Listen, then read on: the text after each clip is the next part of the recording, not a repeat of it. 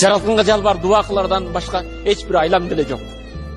Аллахым, ыйык жума күнүндө өзүңдүн үйүңө келип, жалбарып өзүңдөн суранарым, элимди, жеримди, мекенимдин жерин, элин, абасын, суусун, аксакалдарын, карыяларын, энелерди, апаларды өзүңө тапшырдым.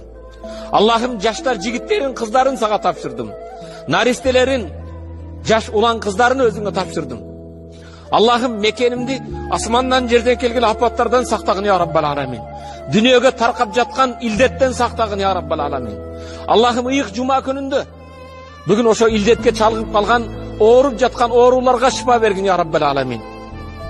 Аллахым, сүйүктүү мекенибизди асмандан жерден келген апаттардан, койнунда котур ташы бар жаман ниеттүү инсандардан сактагын я Раббал аламин. Аллахым, сен